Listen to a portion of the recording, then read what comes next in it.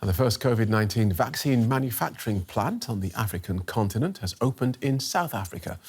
While vaccination programs around the world have delivered more than 10 billion doses, sub-Saharan Africa is facing a massive shortage. In the long term, hopes are that Cape Town-based Afrigen Biologics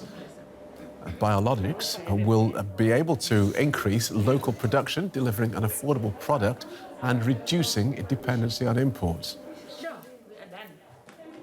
Well, the head of the World Health Organization, Tedros Ghebreyesus, says the new plant will help Africa become more self-sufficient in producing vaccines. This will not be just for COVID, and the mRNA technology will be good for HIV, malaria, TB, so this is an investment. And that could possibly be a game changer in combating the major diseases. So this is big, and whatever time it takes, the key is, as they were saying, the quality of it. So that all we have been planning to do is done, and the impact is having equitable distribution or production and then distribution of vaccines.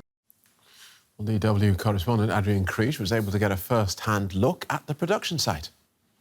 A replica of the Moderna vaccine, that is what the mRNA Vaccine Hub for Africa is trying to produce. They were hoping for a technology transfer with Moderna, but that hasn't happened. That's why, in collaboration with South African universities and institutions, they made their own vaccine using information available in the public domain.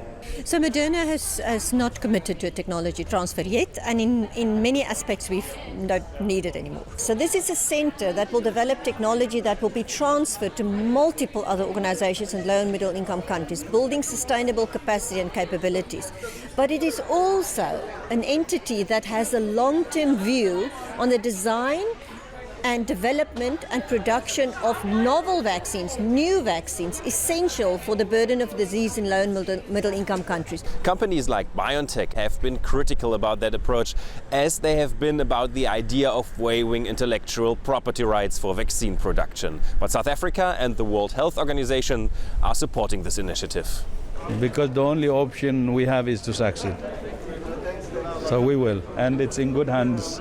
The baby is in good hands, we have seen that, and we have identified also some of the challenges. We will address those and move on. This center will be a center that brings almost everybody together. So we will work together. And it's not either or. We can use all options, by the way, to make sure that we have all the tools to fight this pandemic, but also prepare strategically for the future. What is clear, though, this is a long-term project that will probably not have an impact during the current pandemic. Clinical studies are likely going to take years. But so far, Africa is only producing less than 1% of the vaccines that are also used here. The WHO is backing an initiative that wants to bring that number up to 60% by 2040. Adrian Kriege. Let's take a look at some more developments in the pandemic, starting in Australia, where people will now need to receive booster shots in order to count as up-to-date with their vaccinations.